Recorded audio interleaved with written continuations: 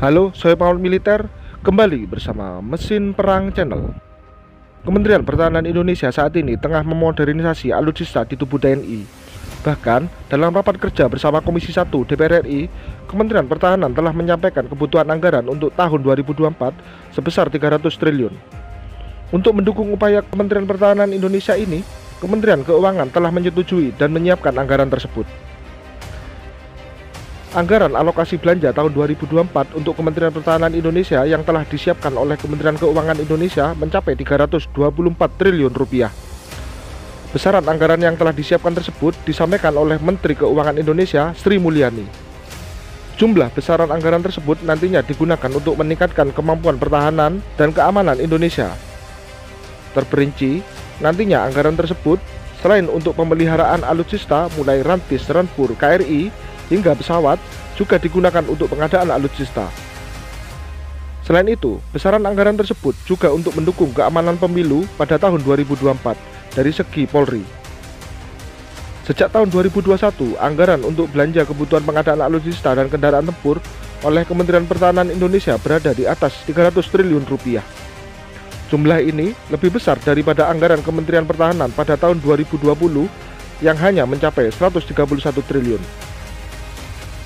Diberitakan sebelumnya, pada Kamis 8 Juni 2023, Kementerian Pertahanan Indonesia dalam rapat kerja dengan Komisi 1 DPR RI mengajukan anggaran sebesar 350 triliun rupiah.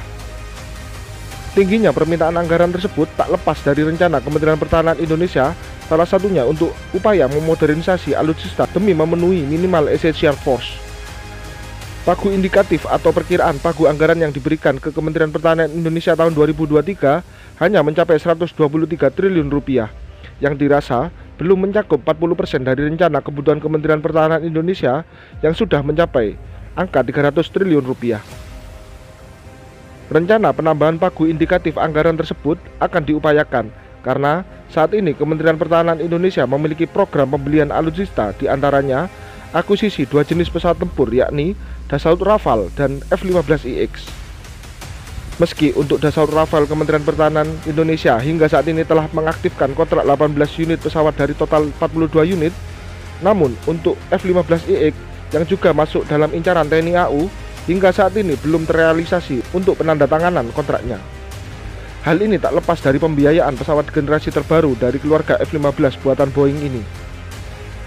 Di sisi lain, juga ada sejumlah alutsista incaran TNI, mulai dari sejumlah frigate, kapal selam, hingga alutsista lainnya, yang mana alutsista ini terus berproses di Kementerian Pertahanan Indonesia. Di sisi lain, Kementerian Pertahanan Indonesia saat ini juga masih memiliki tanggungan pembayaran cost share pengembangan KF-21 Boromai, yang mana Indonesia harus menanggung biaya pengembangan pesawat generasi 4,5 ini sebesar 20%. Bahkan, untuk pembayaran yang dijadwalkan pada bulan Juni 2023 kemarin juga molor sampai-sampai pihak Korea Selatan menagih pembayaran tersebut ke Indonesia.